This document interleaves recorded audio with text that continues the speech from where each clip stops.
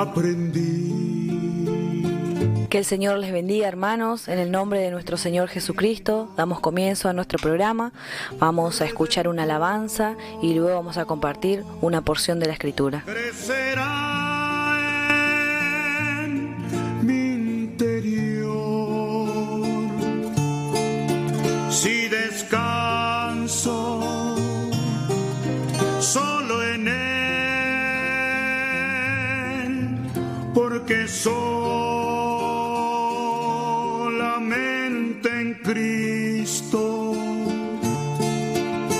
comunión tendré con Dios.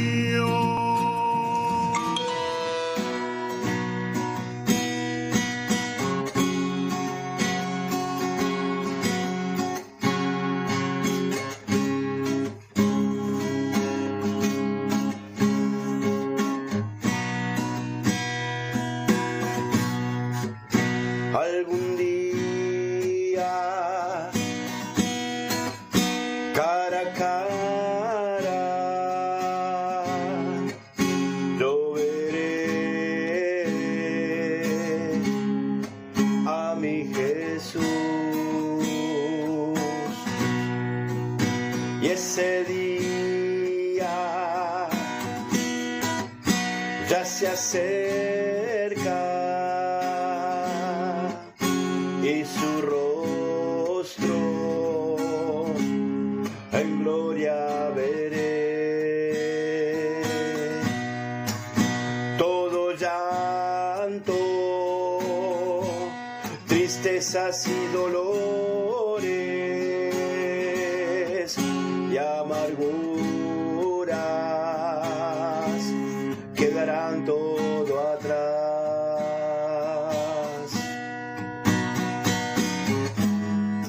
Él me dirá, ven, sube y ven.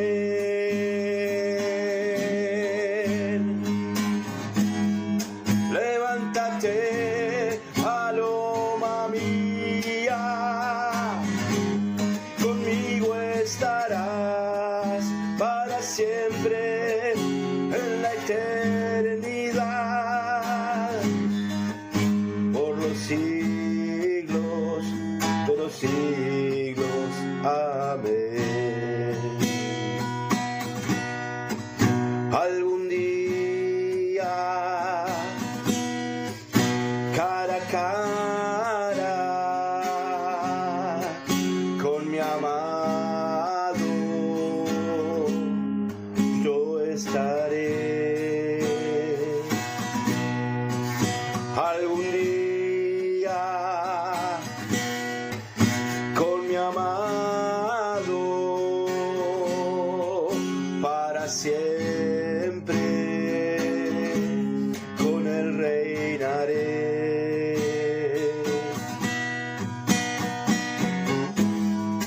Él me dirá, ven, sube y ven.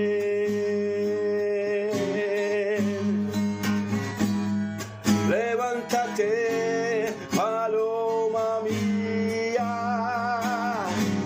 conmigo estarás para siempre en la eternidad,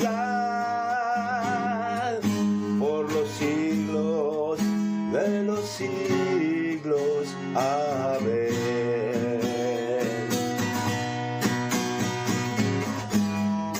Él me dirá, ven, sube y ven.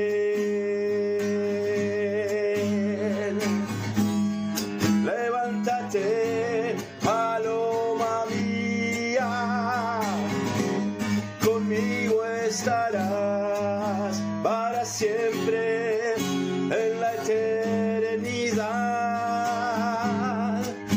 por los siglos de los siglos.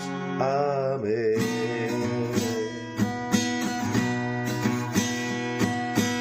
Damos gracias a Dios.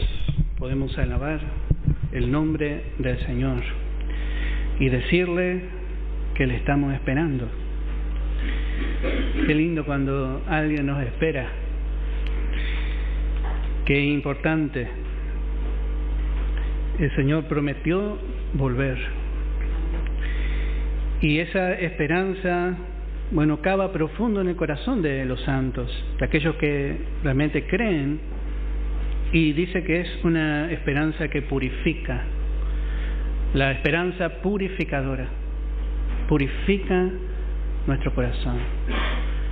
¿Con qué limpiará el creyente, el joven, cualquier hermano, cualquier redimido? ¿Con qué limpiará su camino? Dice, con guardar tu palabra. La palabra es la fuente de, bueno, la limpieza del creyente. Vamos a seguir viendo la puerta de las aguas.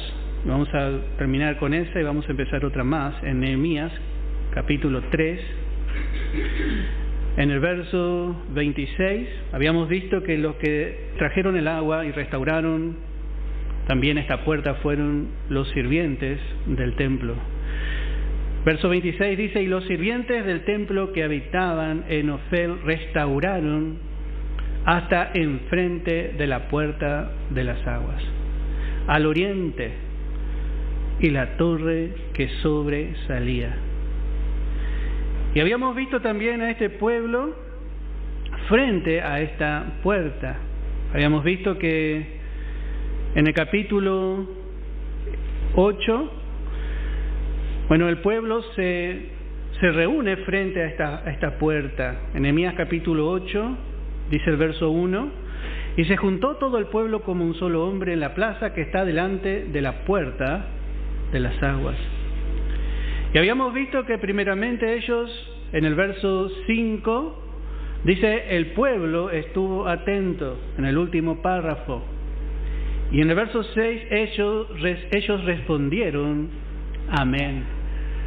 Porque estuvieron de acuerdo con la palabra fue recibida con fe.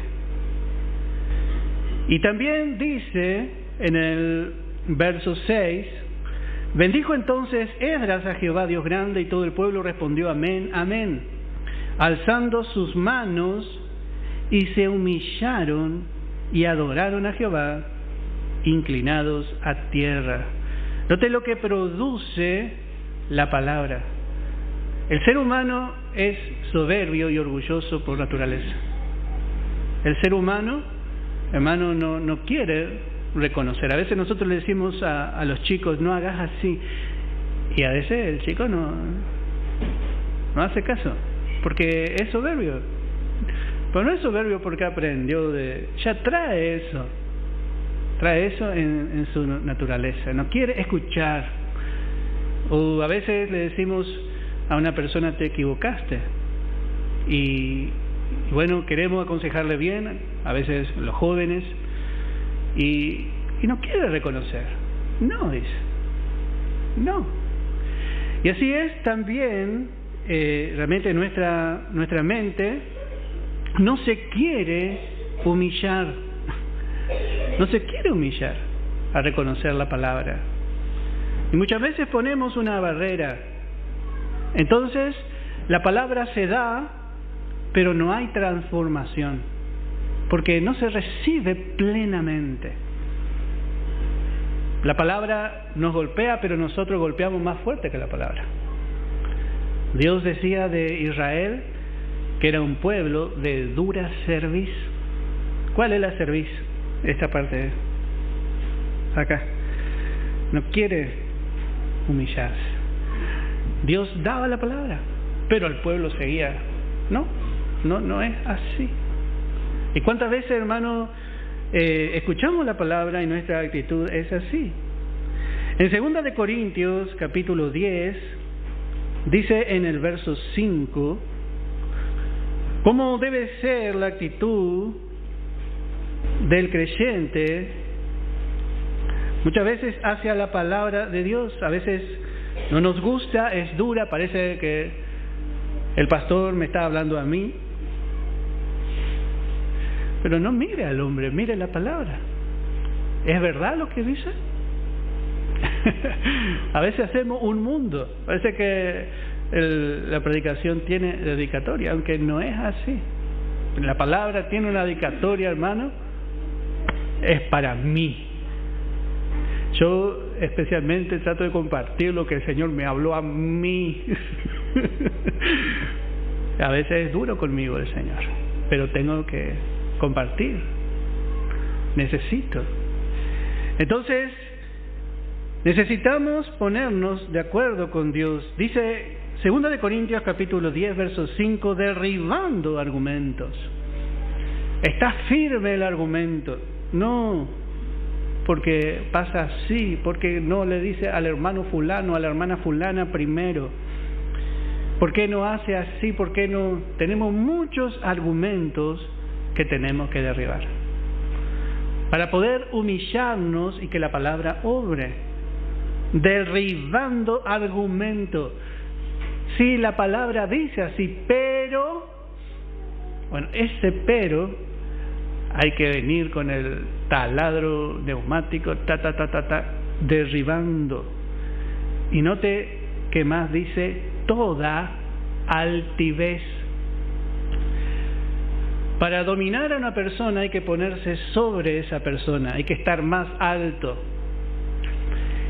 Bueno, muchas veces nuestro corazón está más alto que la palabra de Dios. Está más alto. La palabra parece que no nos llega a conquistar, no nos llega a dominar, porque hay altivez. Y esto no es por el carácter de la persona. La persona más sencilla, más tranquila, puede tener un corazón altivo y no rendirse. Tiene que derribar. El Señor tiene, y nosotros tenemos que permitir al Señor que la palabra nos derribe, que nos rompa si es necesario, que quiebre toda voluntad, por supuesto, eso de nuestra parte, pero tenemos que ponernos de acuerdo con la palabra. La palabra viene, pero si nosotros no decidimos que la palabra es así, por supuesto siempre vamos a tener un argumento, vamos a tener altivez. Tenemos que ponernos de acuerdo con Dios. El Señor, hermano, quiere que nosotros podamos rendirnos. Dice, derribando argumentos y toda altivez que se levanta contra el conocimiento de Dios. Parece que conocemos más que Dios. Había un general de Josafat que su significado es Dios conoce, Jehová es conocedor. Pero nosotros queremos ser más conocedores. Pero la palabra dice así. Ponemos siempre el ejemplo de Pedro. Jesús le decía, escrito está, heriré al pastor, las ovejas serán dispersadas. Y Pedro decía, no, Señor, yo no te negaré. Ponemos nuestro conocimiento, nuestra justicia propia, nuestra confianza en lugar de la palabra. Pero la palabra tiene que llevar cautivo todo pensamiento a la obediencia. Si no, no puede orar. Si la palabra no nos puede hacer obedientes, si nosotros escuchamos la palabra, pero salimos y seguimos actuando de la misma forma, es porque la palabra no está obrando. Y la palabra toma su tiempo, hermano. No es que va a cambiar en un mes, 2 meses. Pero ya hay un cambio en nuestro corazón. Si nosotros nos ponemos de acuerdo con Dios y nos humillamos para recibir esta palabra, la palabra tarde o temprano va a ser. Usted no se preocupe, el Señor va a transformar su vida, el Señor va a transformar su hogar. Pero tenemos que estar de acuerdo con la palabra. Aunque a veces venga de una forma que nosotros decimos, no es la manera de decir, siempre tenemos un argumento. Pero tenemos que preguntarnos al final de todo si la palabra es así o no es así. Bueno, el pueblo se humilló. También en Santiago, vamos a leer en capítulo 4, en el verso 10. Santiago, capítulo 4, en el verso 10. Dice, humillaos delante del Señor. Muchas veces, Dios nos habla y queremos mirar, como dijimos, al instrumento que Dios está utilizando. Parece que queremos demasiado mirar, pero dice: humillaos delante del Señor y Él os exaltará. Nuestra parte es recibir la palabra, si es la verdad. Ahora, si no es la verdad, no reciba. Pero si es la verdad, recibimos la palabra, porque siempre la palabra va a traer recompensa. Hermano, el que hace conforme, el que cree esta palabra de fe, dice la palabra, será exaltado. No va a traer más humillación. Cuando nos humillamos en creer y tomar, como decía la alabanza, nuestra parte es creer. Nuestra parte es creer, y Dios va a hacer su parte. Pero ¿cuánto nos cuesta creer? La palabra produce, hermano, en nosotros un cambio de actitud. A veces necesitamos arrepentimiento, a veces necesitamos reconocer, a veces necesitamos, hermano, vencer en alguna tentación, una debilidad. Poco a poco Dios va haciendo. Pero cuando creemos la palabra no nos va a venir a obligar. La palabra no es un yugo como fue la ley, que si usted no cumple. No, esta palabra es poderosa cuando nosotros la dejamos que obre en nuestro corazón.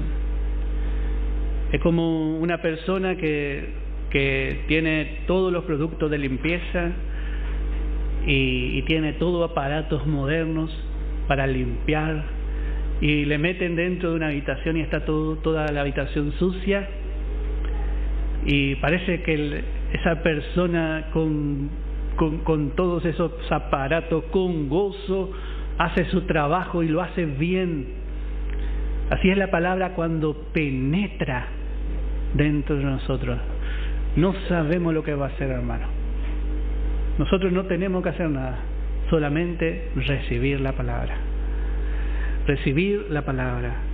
En Lamentaciones capítulo 3 dice en el verso 40: necesitamos muchas veces que nuestra actitud cambie. Israel mucho tiempo no recibió la palabra por su dura cerviz.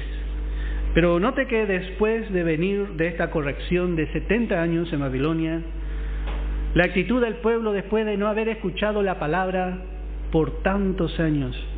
Lamentaciones capítulo 3, verso 40.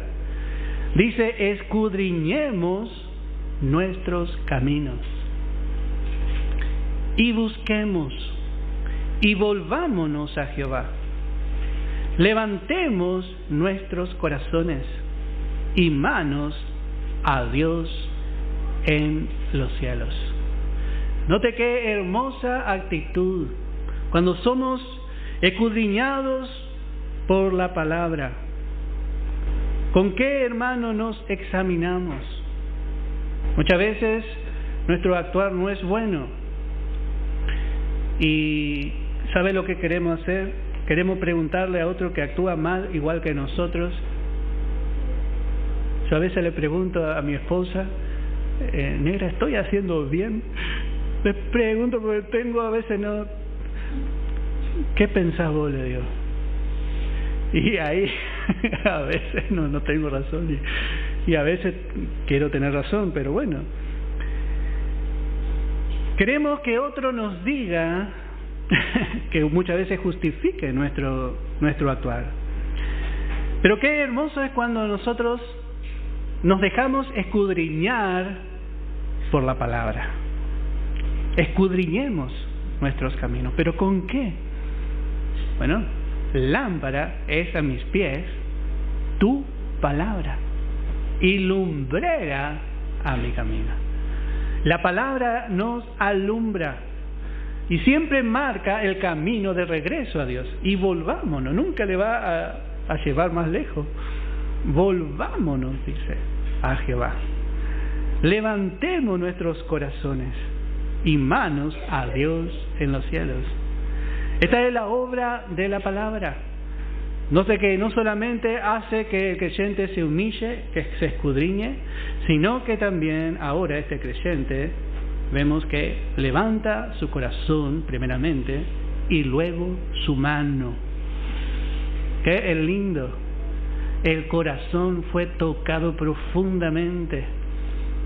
La obra del Espíritu Santo, es efectiva profundamente en el corazón del hombre. Dios tocó. Entonces ahora también levanta sus manos. Y esto es lo que vemos también en este pueblo, porque dice, vamos a volver a Nehemías capítulo 8, dice, este pueblo respondió amén, alzando sus manos, dice, se humillaron y adoraron. Gracias, Señor, por tu palabra. Viene la palabra, nos anima. Gracias, Señor, por tu palabra. Nos edifica. Gracias, Señor. Nos corrige. Gracias, Señor, por tu palabra. Porque la palabra le conquistó su corazón. El pueblo empezó a adorar.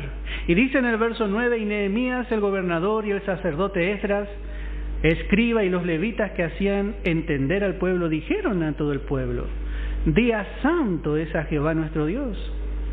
No os entristezcáis ni lloréis,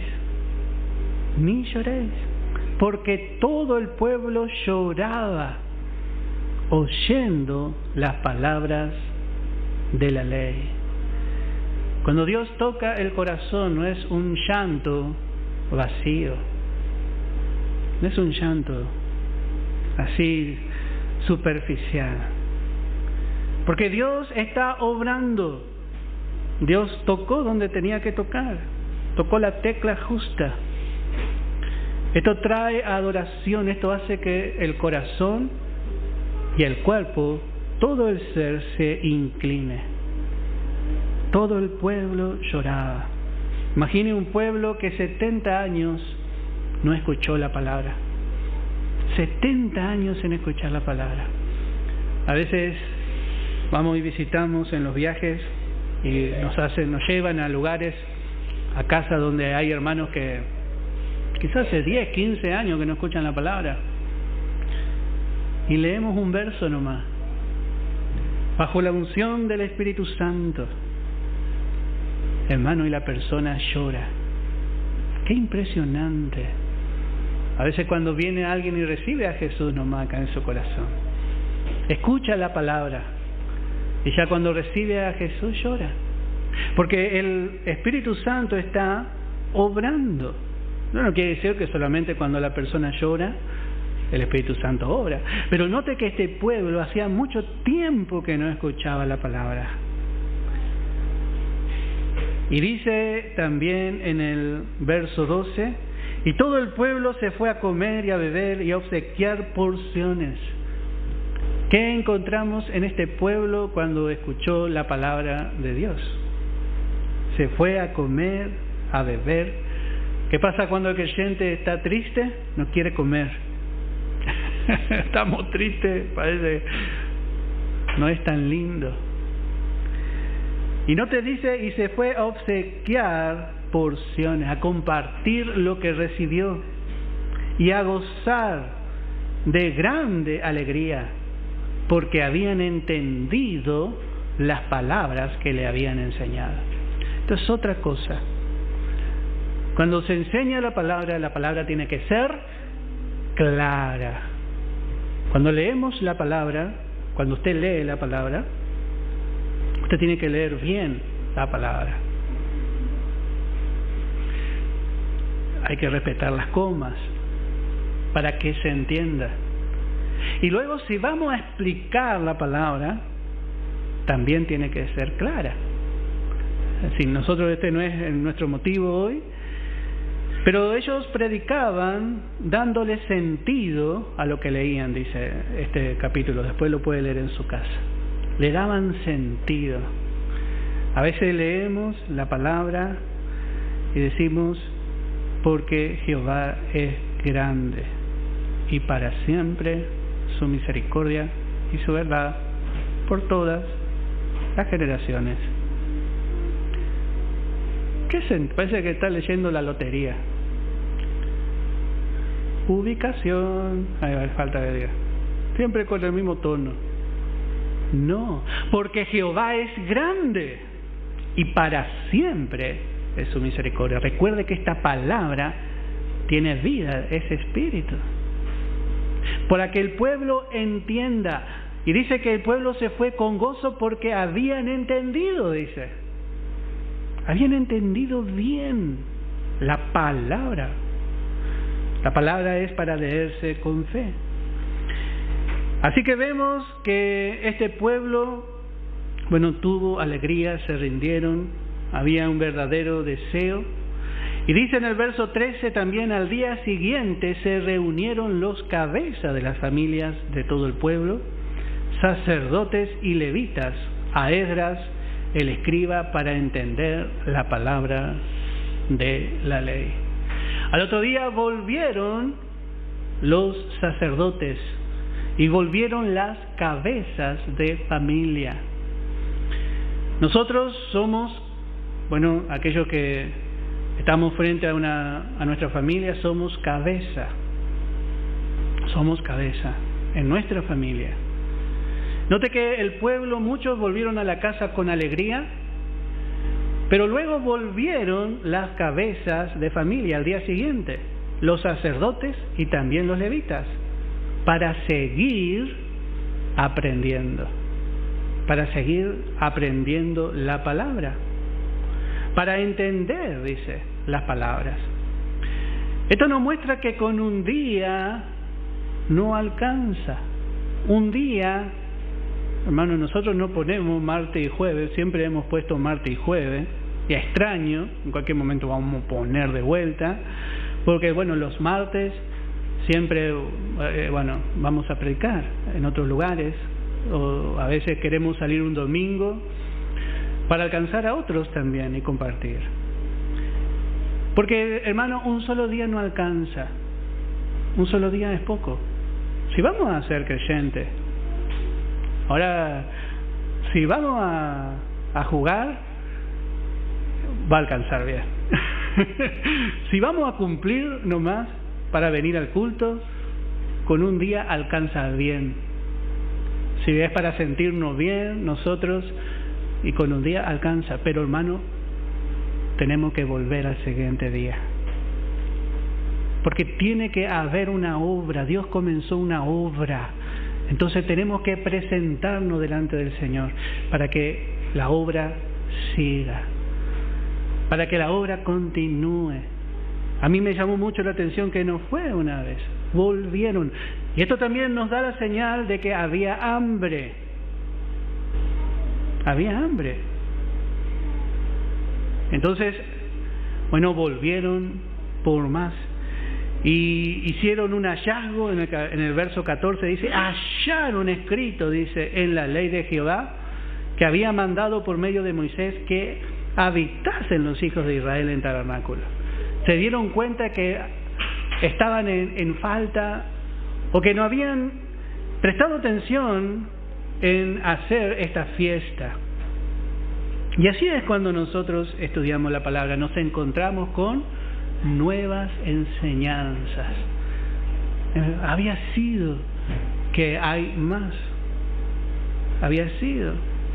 Por eso, hermano, tan importante congregarnos, reunirnos, venir al lugar. Venir al lugar. Vamos a ver también, vamos a volver en el verso 26 del capítulo 3.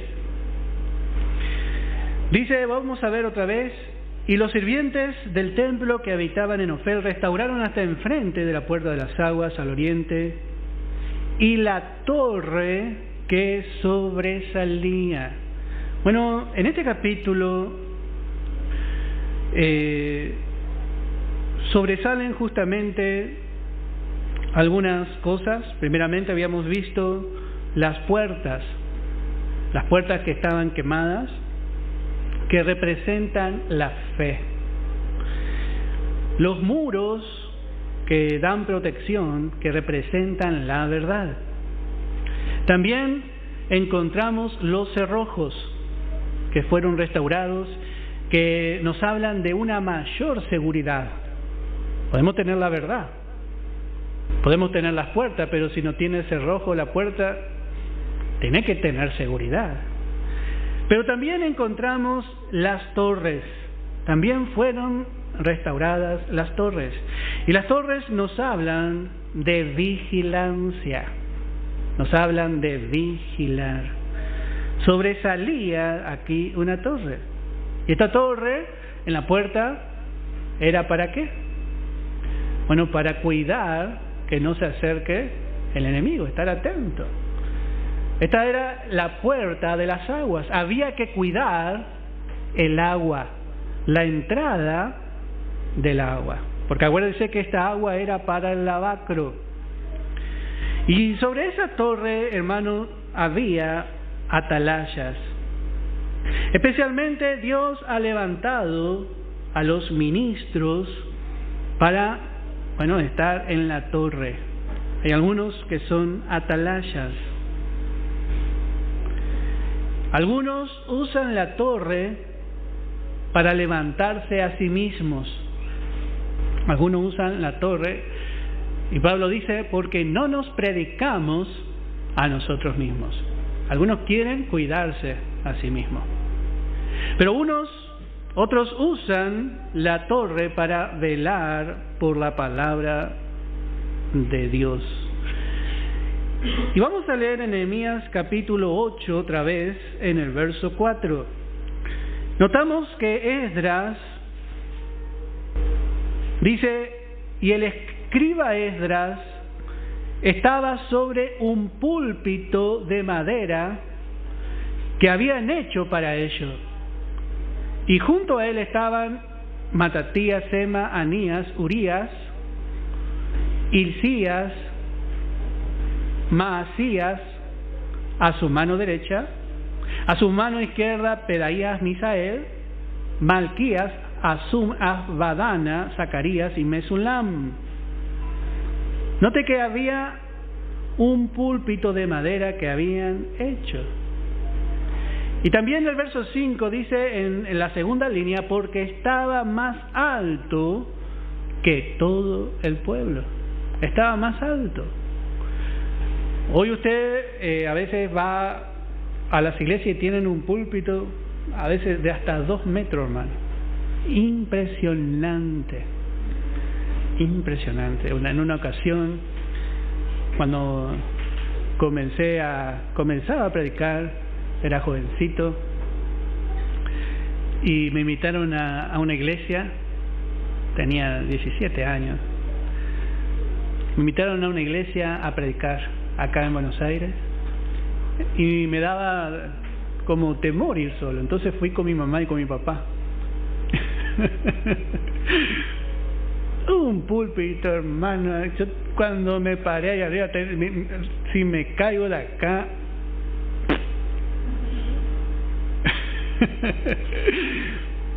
Y hay hermanos que le gusta mucho el púlpito, y si es alto mejor. Nosotros entendemos que no es la persona la que es levantada, sino que levantamos el nombre de Cristo en alto. Volvemos a decir, muchos usan el púlpito para levantarse ellos mismos. Pero, ¿para qué es ese lugar? No es un lugar para sentirse más que los que están sentados. A veces se hace una gran plataforma porque el hombre quiere estar allá arriba y Pero queremos, más vale, que el Señor tome su lugar. Hermano, esto es muy común hoy. Esto es algo muy común. La torre no es para que nosotros nos levantemos, sino es para cuidar, para vigilar sobre la grey de Dios. Las puertas de Jerusalén tenían que ser custodiadas. Y especialmente, los verdaderos ministros saben que es así. Por eso velan.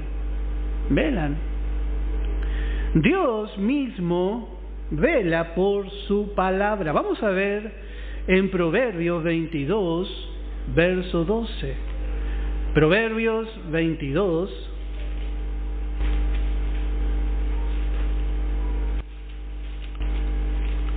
en el verso 12.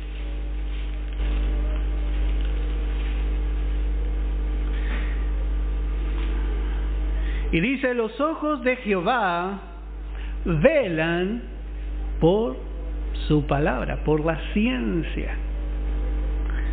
Note que los ojos de Jehová velan desde su lugar de morada, desde el lugar de su morada. Él está mirando por la palabra. Porque la palabra llegó a en nuestra mano, después de tantos siglos, persecuciones se podría haber perdido. Hubo un incendio en la biblioteca de Alejandría, en Egipto, donde los musulmanes quemaron una gran biblioteca. Judíos quemaron un gran bagaje histórico. Había libros de muchos filósofos, científicos, de muchos que habían logrado alcanzar mucha sabiduría, pero se perdieron. Algunos se salvaron. Pero note que Dios mismo se ocupó de velar por su palabra, para que hoy nosotros tengamos la palabra. Nuestro deber también hoy es velar por la palabra de verdad. Hoy Dios nos ha dado a nosotros este privilegio de predicar la palabra como es, sin agregar nada, sin quitar nada. Tenemos que velar por esta puerta. Note que dice que sobresalía la torre. Especialmente en esta puerta dice que sobresalía la torre. Esto no es casualidad. Especialmente tenemos que tener mucho cuidado por la palabra de Dios. De no mezclar, de no predicar error, de dar solamente la verdad, así como la estamos aprendiendo. En Hechos capítulo 20, note que Pablo se comporta como uno que estaba también en la torre. Hechos capítulo 20 dice en el verso, podemos leer desde el verso 26 hasta el verso 30. Por tanto, yo os protesto en el día de hoy que estoy limpio de la sangre de todos. Estaba la ley de la atalaya. Si la atalaya se dormía y venía el enemigo y entraba y llegaba a hacer un gran mal al pueblo, el atalaya tenía que derramar su sangre, porque era culpable de la sangre derramada. El atalaya tenía que ver y tenía que avisar. Estaba en la torre. Pero el apóstol Pablo fue un buen atalaya. Él dio todo el consejo de Dios. Esto me preocupa mucho, hermano. Estar limpio de la sangre de los hermanos, del tropiezo de los hermanos. Lo que acá se predica le puede hacer vencedor o le puede hacer un fracasado, un derrotado, por el error, por el pecado. No es solamente traer el agua. Traer el agua era una parte. Dios hizo que sobresalga una torre para vigilar sobre el agua que entra. ¿Qué es lo que entra en la ciudad? Y dice en el verso 27, porque no he mezquinado, no he rehuido anunciaros todo el consejo de Dios. Y ahora el apóstol Pablo no está en este tiempo y parece que nos habla a nosotros, Por tanto, mirad por vosotros y por todo el rebaño, en que el Espíritu Santo os ha puesto por obispo para apacentar la iglesia del Señor, la cual Él ganó por su propia sangre. Porque yo sé que después de mi partida entrarán. ¿Por qué había una torre? Porque el enemigo quiere entrar con su mezcla. El enemigo quiere entrar para insertar herejías, quiere entrar con malas costumbres, con malas enseñanzas, con formas, con modelos de hombre, con doctrina de hombre. Y hay muchos lobos que parece oveja, pero era lobo, dijo uno. Parecía oveja, dice, pero era lobo. Sí. Entonces dice, yo sé. No es que él dijo por ahí puede pasar que quiera entrar un lobo, ¿no? Yo sé que después de mi partida entrarán, y no ocupa el lugar en el borde, en medio de vosotros quiere decir, siempre el lobo estar. Lobos rapaces, feroces, con hambre, quiere dinero, quiere el lugar. Bueno, son lobos que no perdonarán al rebaño, no van a dar oportunidad, van a aprovechar la oportunidad que se la da para, hacer daño, para destruir. Y de vosotros mismos se levantarán hombres que hablen cosas perversas para arrastrar tras sí a los discípulos. Verso 31. Por tanto, velad. Hay que ir a la torre. No es solamente escuchar la palabra. Ellos habían escuchado la palabra, ahora hay que velar sobre esta, acordándoos que por 3 años de noche y de día no he cesado de amonestar con lágrimas a cada uno.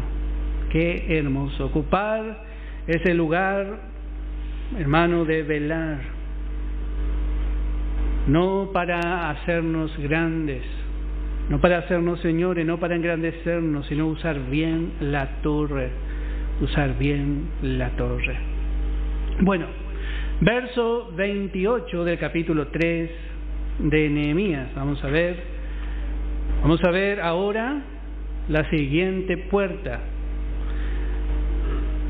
la octava puerta, verso 28. Dice, desde la puerta de los caballos restauraron los sacerdotes, cada uno enfrente de su casa. Bueno, esta puerta era una puerta muy importante, la puerta de los caballos, porque era donde salía y entraba el ejército del rey. Era una puerta muy importante porque cuando Israel salía a la guerra para defender Jerusalén, cuando terminaba la batalla, el pueblo se juntaba aquí para ver a los valientes, a los vencedores. Era una puerta que convocaba al pueblo para la victoria, o a veces también para la derrota. Bueno, esta puerta especialmente es una puerta de victoria. El caballo nos habla de valentía. Vamos a ver qué representa este animal muy hermosamente. Y note que esta puerta también necesita ser reparada. Cada puerta de Jerusalén necesita ser reparada para que el fundamento de paz esté firme. El fundamento de Dios siempre está firme, dice la palabra, dijo Pablo. Mas el fundamento de Dios está firme. Pero nosotros tenemos que afirmarlo en manera práctica en nosotros. Muchas veces las puertas están deterioradas. Necesitan ser reparadas estas puertas. Y esta puerta, hermano, también, la puerta de los caballos, donde sale el ejército también, vamos a ver que estará en los cielos. Vamos a ver en Apocalipsis capítulo 19, primeramente en el verso 11. Apocalipsis capítulo 19, en el verso 11. Dice: entonces vi el cielo abierto y aquí un caballo blanco. Y aquí un caballo blanco, y el que lo montaba se llamaba Fiel y Verdadero, para que no haya ninguna confusión. El mundo le va a reconocer. Va a haber otro que va a venir en caballo, que va a ser el anticristo. Pero ese no es fiel y es verdadero. Y note esta frase en el verso 11: entonces vi el cielo abierto, la puerta de los cielos. El Señor va a abrir las puertas y va a venir como el fiel, como el verdadero, y dice: y con justicia juzga y pelea. Verso 13: estaba vestido de una ropa teñida en sangre.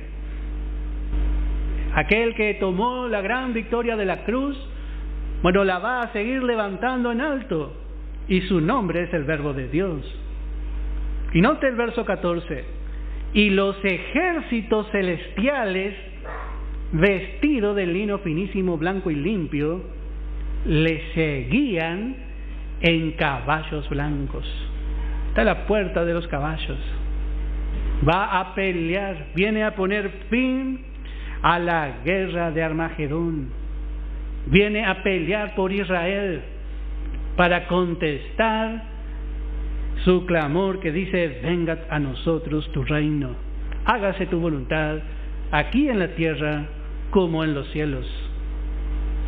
Va a clamar el remanente fiel, y el Señor en un momento va a abrir la puerta y todos le van a ver como el fiel y verdadero. La puerta de los caballos se abrirá otra vez para la guerra. Esta puerta es muy importante, hermano, porque nos habla de mantener una victoria. Hay hermanos que nunca abren la puerta de los caballos, que nunca va a la guerra. Hay caballos que son para correr, y hay caballos que son para carga, y hay caballos para la guerra. Estos son caballos de guerra. Siempre queremos cerrar esta puerta porque tenemos miedo al combate. Tenemos miedo a pelear porque pensamos que vamos a perder. Hemos perdido tantas veces con nuestras fuerzas. Pero ahora encontramos una puerta, hermano, muy importante, que tiene que ser restaurada. Vamos a leer en Zacarías capítulo 10, en el verso 3. Profecía de Zacarías capítulo 10, en el verso 3.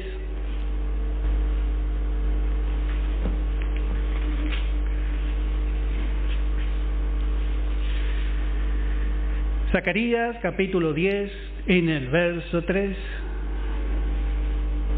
Y dice: contra los pastores se ha encendido mi enojo, y castigaré a los jefes. Estos eran los líderes de Israel que guiaban mal al pueblo.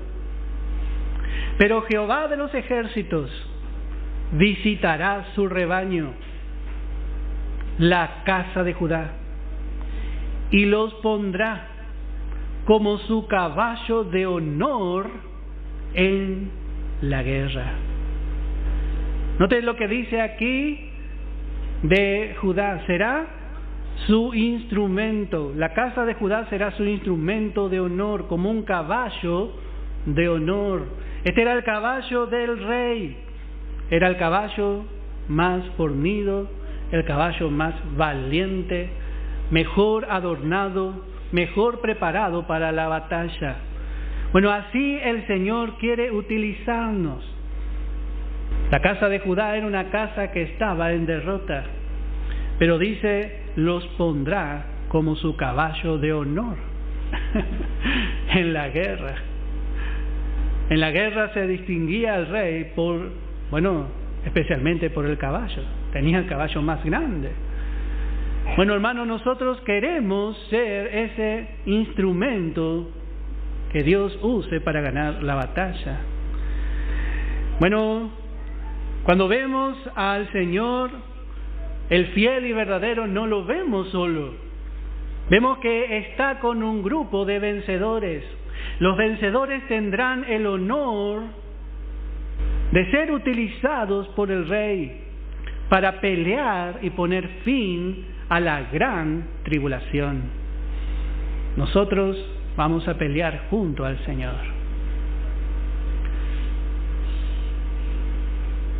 Va a haber vencedores que van a ser usados como el caballo de honor para la batalla.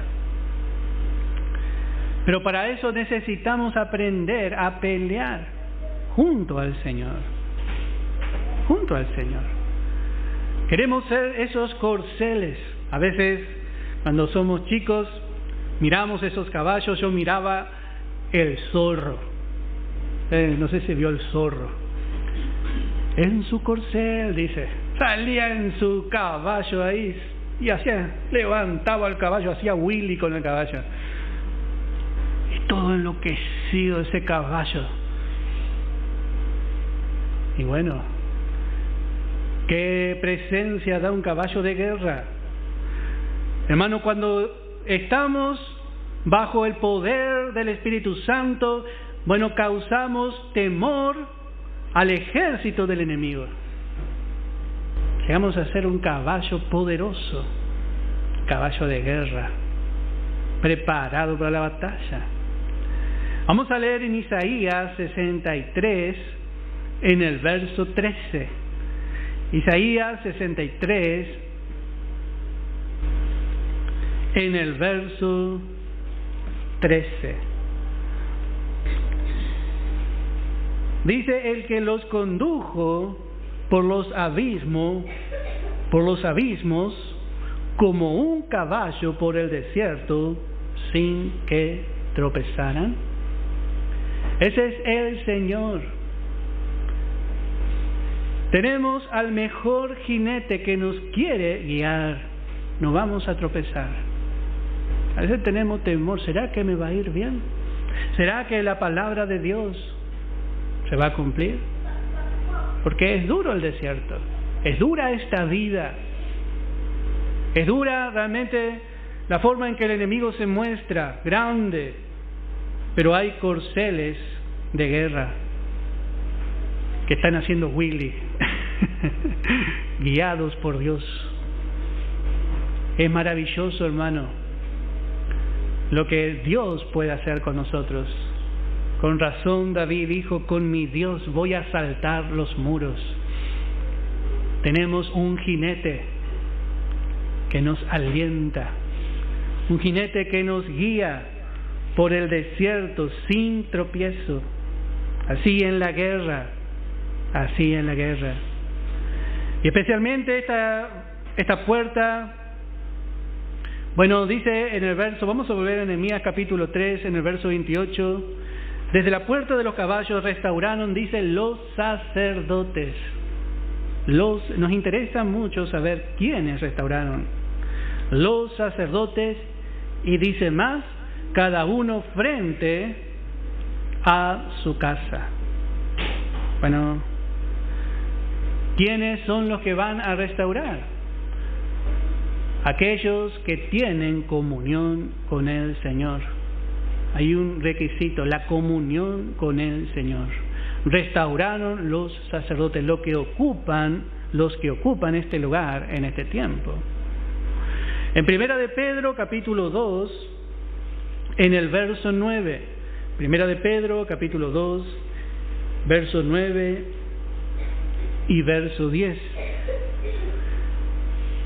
Dice más: vosotros sois linaje escogido, real sacerdocio, nación santa, pueblo adquirido por Dios, para que anunciéis las virtudes de aquel que os llamó de las tinieblas a su luz admirable. Vosotros, los gentiles, que en otro tiempo no erais pueblo, pero que ahora sois pueblo de Dios, que en otro tiempo no habíais alcanzado misericordia, pero ahora habéis alcanzado misericordia. El sacerdote era aquel que alcanzaba la misericordia de Dios, porque presentaba el sacrificio. Es la única forma de alcanzar misericordia. Solamente uno que entra en la presencia de Dios para ministrar con libertad, para adorar con libertad, para interceder por medio también de la oración, puede restaurar esta puerta. Si queremos restaurar esta puerta que es de victoria, que es de poder, necesitamos tener comunión con el Señor. Si queremos restaurar la puerta de nuestro hermano y ayudar, necesitamos tener comunión con el Señor, porque esta puerta es para alcanzar misericordia y gracia. Sin misericordia y gracia no hay victoria. Esta puerta va a estar vacía, va a estar cerrada. No vamos a pelear la buena batalla. El creyente tiene que ser guerrero. No puede ser siempre que, como los hermanitos chiquititos, que salga uno a ¿qué es lo que te pasa con mi hermanito? No podemos dejarnos siempre defender. Un día ya tenemos que agarrar. ¿Qué es lo que te pasa a vos, Satanás, conmigo? Yo te voy a dar. No me hinches, porque la palabra de Dios dice que Jehová está conmigo. Viene con acusación así, viene a fortalecerse en nuestra vida, a reclamar sobre nosotros. No. Vamos a dejar que el Señor, nos nutra, nos fortalezca con su presencia. Por eso necesitamos la comunión. Los sacerdotes, aquellos que están en la presencia del Señor, son los que edifican. El caballo, hermano, nos habla de fuerza, de valor, nos habla de la carrera. Pero note que no pueden entrar a Jerusalén, no pueden entrar sin una vida sacerdotal.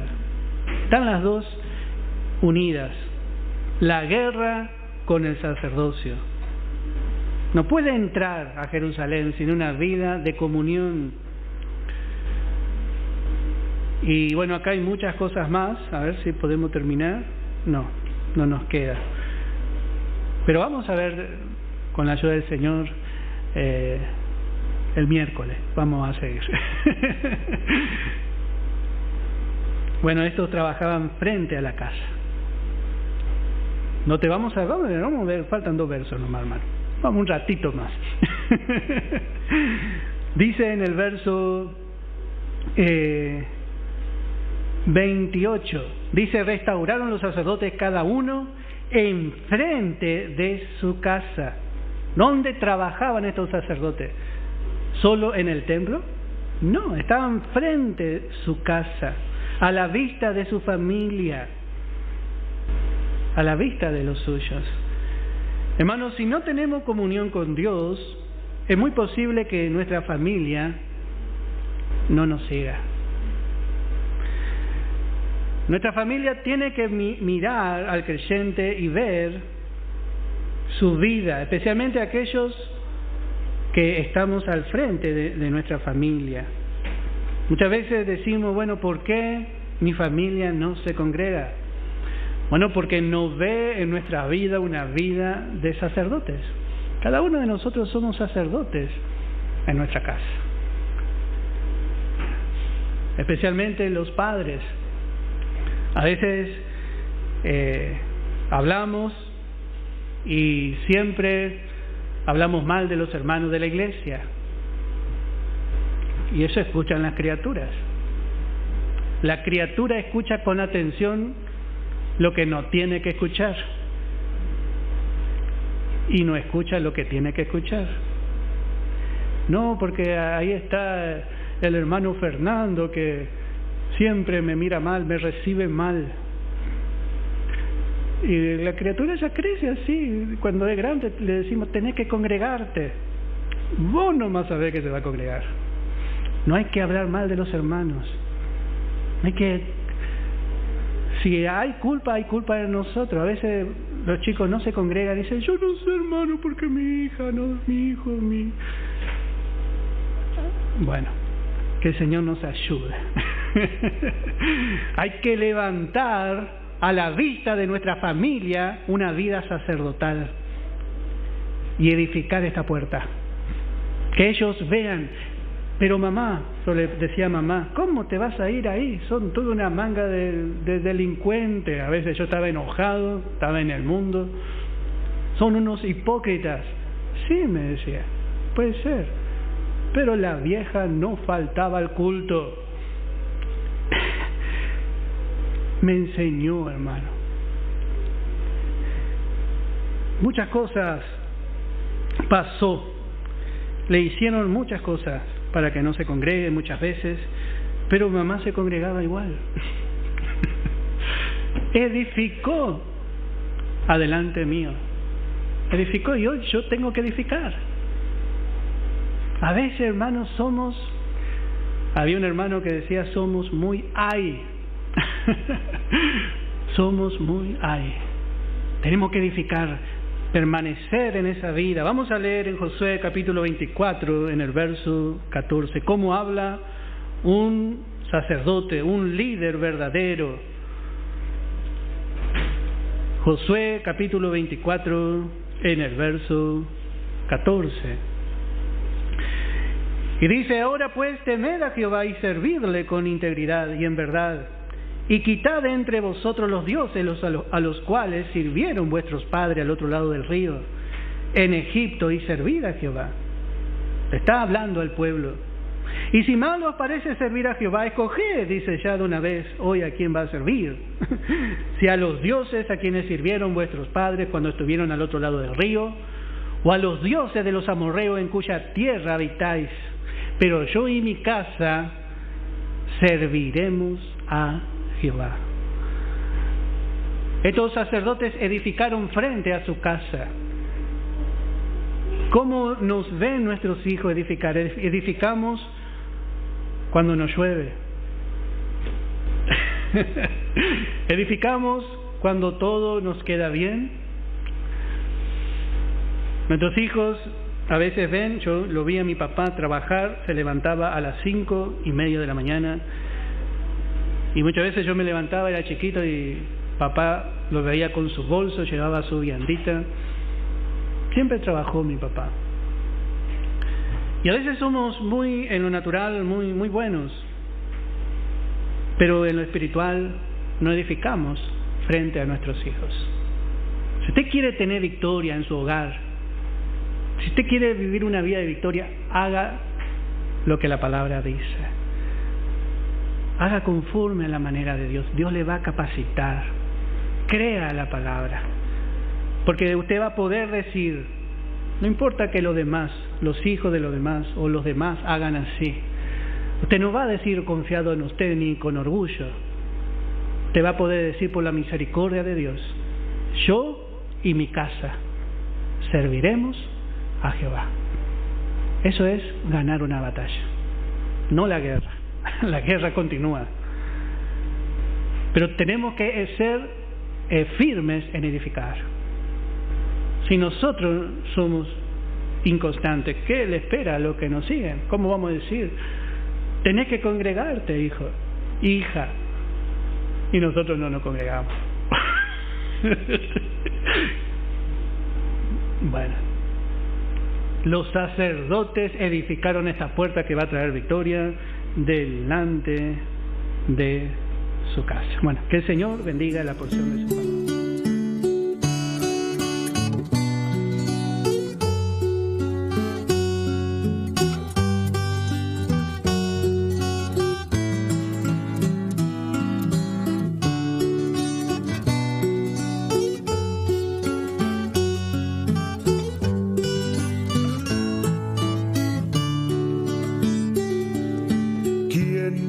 Como tú, oh Dios, que das al río cauce y corriente que jamás se agota, y que haces estallar la estéril roca en fresco manantial para el sediento. ¿Quién como tú, oh Dios, que has revivido las raíces secas de mi corazón triste y vacío? Ya no sentiré la herida del pecado, porque en todo tú me has hecho nuevo. ¿Quién como tú, oh Dios? ¿Quién como tú, Señor?